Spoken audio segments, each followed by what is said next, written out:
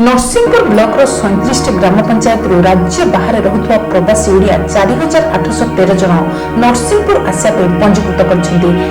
1358 परिवार लोक अटंती। अस्थायी स्वास्थ्य केन्द्र व्यापक व्यवस्था आज तेलंगाना राज्य आसला प्रवासी ओडिया को कानपुर रखा वीडियो प्रशांत कुमार तराई सूचना देछन्ती। नरसिंहपुर ब्लॉक रे आपनकर 69 टेम्पररी मेडिकल कैंप करछु और रजिस्ट्रेशन जेहेतु हाएस्ट है 4800 पर होगलानी। तो आम जीपी जो इंफ्रास्ट्रक्चर अच्छी से ब्लॉक लेवल भी आम कर विभिन्न कॉलेज शिक्षानुष्ठान को जो लार्ज नंबर रखी हम तार बेड आरम्भ कर विभिन्न आनुषंगिक जिन व्यवस्था कर स्टाफ भी डिप्लॉय बहुत स्मूथली नरसिंहपुर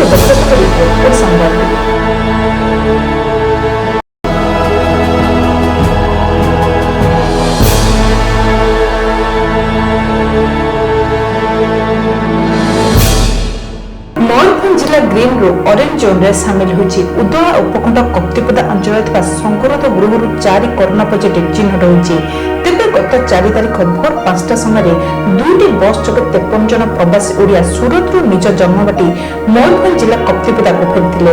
तांको मध्यरु 47 जन पुरुष 2 जन महिला गोटे छोट झियो सहित गोटे छोट पुआ आस्थिले। प्रथमे तांको कप्तिपदा कॉलेज स्थित 200 शଯ୍या विशिष्ट संक्रमित गृह रे रखा जायतिला। सेठारे प्रातः नित्यकर्म सारिया पर समानकर रेजिस्ट्रेशन कराजे।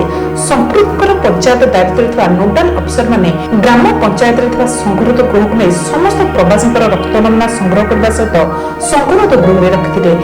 आज 4 जनकर रिपोर्ट पॉजिटिव आसिया पर जिले में आतंक हो जाइए। कोरोना पॉजिटिव चिन्हट पर एबे सब महल रे भयर वातावरण सृष्टि होता बेले बिना कारण किसी अमानिया मोटरसाइकेल तो किए कार धरी मार्केट को आसुथारू एमानक विरुद्ध कार्यानुष्ठान नेबापई साधारण दाबी होछि। सेहिपरि मयूरभंज फेरिया 40,000 रु ऊर्ध्व प्रवासी नाम पंजीकृत होता जना पड़िछि।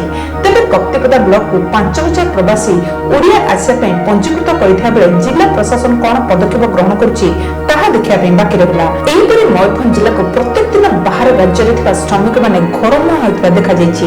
बांगेरपसी ब्लॉक कुसुमबद पंचायत को मध्य जाजपुर जिले 22 जन आछन्ति। एमानकु नै घटनास्थल रे उत्तेजना सृष्टि होइतिला। समस्त भयभीत होई रहितबा देखा दैछि। मयूरभंज रे ग्रीन जोन रु विदाय नेछि 4 जन कोरोना पॉजिटिव चिन्हट होइछन्ति। सेठारे किभଳି देखुछन्ति सेठारे प्रशासन तत्परता?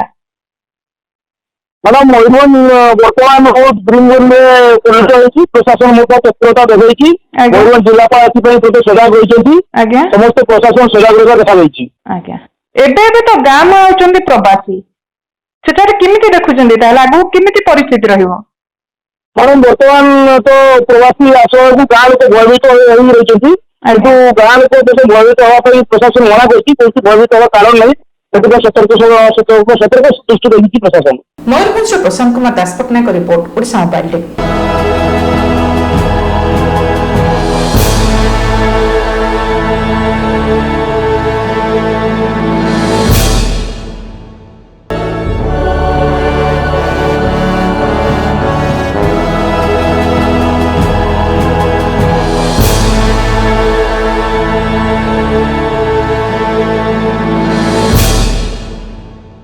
बरगड़ रेलवे स्टेशन सिविल काम करथवा ठिका व्यक्ति गुड़ी राव मार्च 23 रु आरंभ करथवा गरीब लोकों को से खाद्य मुटन करछन्ती।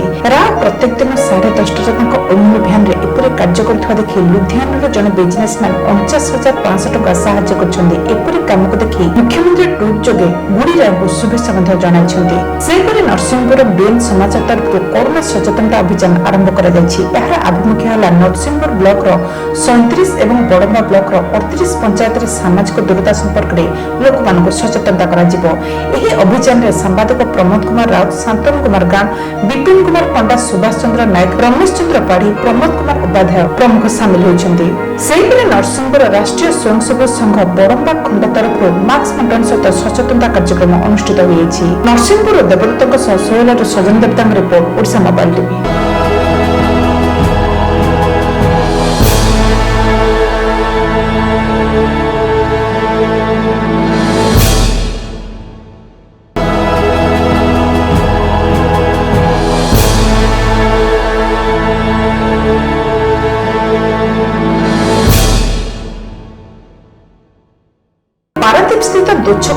ହୋଇଥିବା ପାରାଦୀପ କାଲସିନର କମ୍ପାନୀରେ ଦୁର୍ଘଟଣା ଘଟି ଜଣେ ଶ୍ରମିକ ଗୁରୁତର ଭାବରେ ଆହତ ହୋଇଛନ୍ତି।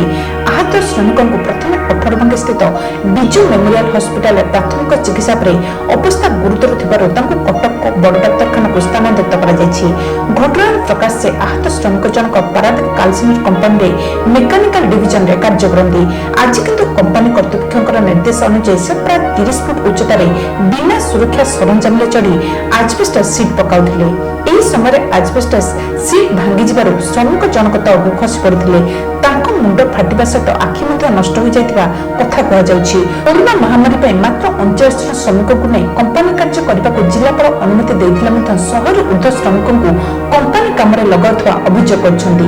ଅନ୍ୟ ଶ୍ରମିକମାନେ ଏହା ସହିତ କମ୍ପାନୀ କର୍ତ୍ତୃପକ୍ଷ ବିନା ସୁରକ୍ଷାରେ ଶ୍ରମିକମାନଙ୍କୁ କାର୍ଯ୍ୟରେ ନିୟୋଜିତ କରୁଥିବାର ଅଭିଯୋଗ କରିଛନ୍ତି। ଏହି ଦୁର୍ଘଟଣା ପରେ ଶ୍ରମିକମାନେ କାର୍ଯ୍ୟ ବନ୍ଦ କରିବା ସହିତ ଉକ୍ତ ଶ୍ରମିକର ସମସ୍ତ ଚିକିତ୍ସା ଖର୍ଚ୍ଚ ଏବଂ ତା ପରିବାରର ସମସ୍ତ ଖର୍ଚ୍ଚ ସେ ସୁସ୍ଥ ହେବା ପର୍ଯ୍ୟନ୍ତ କମ୍ପାନୀ କର୍ତ୍ତୃପକ୍ଷ ବହନ କରନ୍ତୁ ଏବଂ ଶ୍ରମିକମାନଙ୍କୁ କାର୍ଯ୍ୟ କରିବା ପାଇଁ ସମସ୍ତ ପ୍ରକାର ସୁବିଧା ଯୋଗାଇ ଦିଅନ୍ତୁ ବୋଲି ଦାବି କରି କମ୍ପାନୀ ଭିତରେ ଆନ୍ଦୋଳନ ଆରମ୍ଭ କରିଛନ୍ତି। ତା ନହେଲେ ଆଗାମୀ ଦିନରେ ଏକ ବଡ଼ ଧର୍ମଘଟ କରାଯିବ ବୋଲି ପରୋକ୍ଷରେ ଶ୍ରମିକମାନେ ଚେତାଇ ଦେଇଥିବା ବେଳେ ଏପର୍ଯ୍ୟନ୍ତ କମ୍ପାନୀ କର୍ତ୍ତୃପକ୍ଷଙ୍କର କୌଣସି ସୂଚନା ମିଳିପାରିନାହିଁ। ମୋ ନାଁ ସୁଜିତ କୁମାର ମଣ୍ଡଳ, ମୋ ଘର ଉଦୟଭଟ, ମୁଁ PCL କାମ କରେ।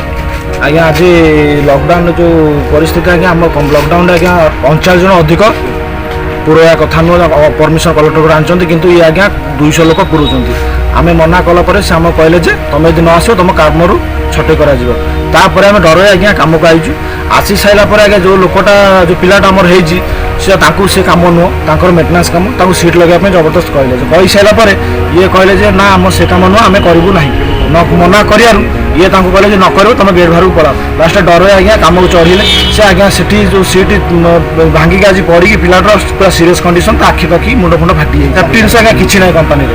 ଆଜ୍ଞା ଦେଖନ୍ତୁ ମୋ ପାଦ ଦେଖନ୍ତୁ ଆଜ୍ଞା, ସେଫ୍ଟି ଜିନିଷ କିଛି ନାହିଁ, ଖାଲି ପାଦରେ ଆଜ୍ଞା ମୁଁ ବି ଅଛି। ଯେତେ ଆଜ୍ଞା କିଛି ସିଷ୍ଟମ୍ ନାହିଁ ସେମିତି। ଆପଣଙ୍କ ଯଦି ଇଚ୍ଛା ହେଲେ ଆସ, ନହେଲେ ନାହିଁ। ଅଭିଷେକ ନାହିଁ ତ ମେକାନିକାଲ ପିଲା, ଆମର କାମ ନୁହେଁ ଆମେ ସିଟ୍ ଉପରକୁ ଚଢ଼ି କାମ କରିବୁ, ସିଟ୍ ଲଗେଇବୁ।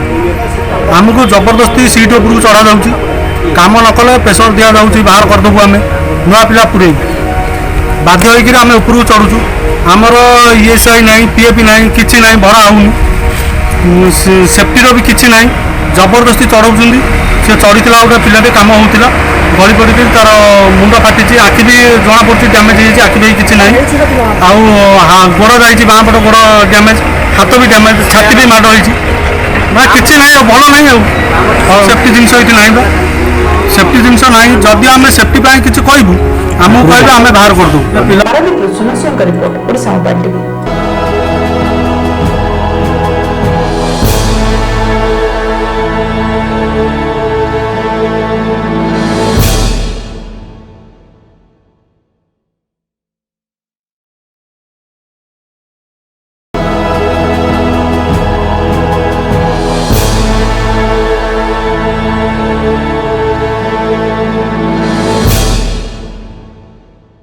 ପ୍ରବାସୀ ଓଡ଼ିଆଙ୍କର ଫେରିବାକୁ ନେଇ ପଞ୍ଚାୟତ ସ୍ତରରେ ଚାଲିଛି ପ୍ରସ୍ତୁତି। କରୋନା ମହାମାରୀ ସକାଶେ ଅନ୍ୟ ରାଜ୍ୟମାନଙ୍କରେ ବିଭିନ୍ନ କାର୍ଯ୍ୟରେ ନିୟୋଜିତ ଥିବା ଓଡ଼ିଆମାନଙ୍କର ଘର ବାହୁଡ଼ା ପାଇଁ ଚାଲିଛି ବ୍ୟବସ୍ଥା। ସେହି ବ୍ୟବସ୍ଥା ଅନୁଯାୟୀ ଯେ ଓଡ଼ିଆମାନେ ନିଜ ରାଜ୍ୟ ବା ଘରକୁ ଫେରିବାକୁ ଚାହୁଁଛନ୍ତି, ସେମାନେ ସରକାରୀ ନିୟମ ଅନୁସାରେ 104 ନମ୍ବରରେ ପଞ୍ଜୀକରଣ କରି ଘରକୁ ଫେରିପାରିବେ। କିନ୍ତୁ ସେମାନେ ପ୍ରଥମେ ସଂଗୃହୀତ ନିୟମ ମୁତାବକ ପଞ୍ଚାୟତ ଦ୍ୱାରା ପ୍ରସ୍ତୁତ କ୍ୱାରେଣ୍ଟାଇନ୍ ସେଣ୍ଟରରେ 14 ଦିନ ରହିବେ। ସେଥିପାଇଁ ପ୍ରତ୍ୟେକ ପଞ୍ଚାୟତ ଭଳି ପାରାଦୀପଗଡ଼ ପଞ୍ଚାୟତରେ ସବୁ ପ୍ରକାର ପ୍ରସ୍ତୁତି ସରିଛି। ଏହି ଅବସରରେ ପାରାଦୀପଗଡ଼ ଟିକଟିକ ତାରା ପକ୍ଷରୁ କ୍ୱାରେଣ୍ଟାଇନ୍ ସେଣ୍ଟରରେ ଉପସ୍ଥିତ ଲୋକମାନଙ୍କୁ ମାସ୍କ ଏବଂ ସାନିଟାଇଜର ବଣ୍ଟନ କରାଯାଇଛି। ଉକ୍ତ କ୍ୱାରେଣ୍ଟାଇନ୍ ସେଣ୍ଟରକୁ ପାରାଦୀପ ଅତିରିକ୍ତ ଆରକ୍ଷୀ ଅଧୀକ୍ଷକ ବିଷ୍ଣୁଚରଣ ମିଶ୍ର ଉଦ୍ଘାଟନ କରିଥିଲେ। ଅନ୍ୟମାନଙ୍କ ମଧ୍ୟରେ ପାରାଦୀପଗଡ଼ ସରପଞ୍ଚ ମିହିର ରଞ୍ଜନ ସାହୁ, ବ୍ଲକ ଥାନା ଅଧିକାରୀ ପ୍ରଭାସ ରଞ୍ଜନ ସାହୁ ପ୍ରମୁଖ ଉପସ୍ଥିତ ରହିଥିଲେ। ସାହିତ୍ୟିକ ହିସାବରେ ଲୋକଙ୍କର ସଚେତନତାର ଅଭାବ ଯେତେବେଳେ ଅନୁଭବ କଲି, ସେଥିପାଇଁ ଆମର ସାହିତ୍ୟ ଅନୁଷ୍ଠାନ ଟିକି ଟିକି ତାରା ତରଫରୁ ଆମର କୁଜନ ଓ ଏସଏମ୍ ବ୍ଲକରେ ପ୍ରତି ପଞ୍ଚାୟତରେ କିଛି ସାନିଟାଇଜର ଏବଂ ମାସ୍କ ଦେବା ଉପଲକ୍ଷରେ ଆଜି ଏହି ଆୟୋଜନ ଟିକି ଟିକି ତାରା ତରଫରୁ ଏ ଟିକି ଟିକି ତାରାକୁ ଆଜି ଉନ୍ମୋଚନ କରିଥିଲେ ଆମର ଆଡିସନାଲ SP ମହୋଦୟ। ପାରାଦୀପରୁ ସୁମେଶଙ୍କ ରିପୋର୍ଟ, ଓଡ଼ିଶା ମୋବାଇଲ ଟିଭି।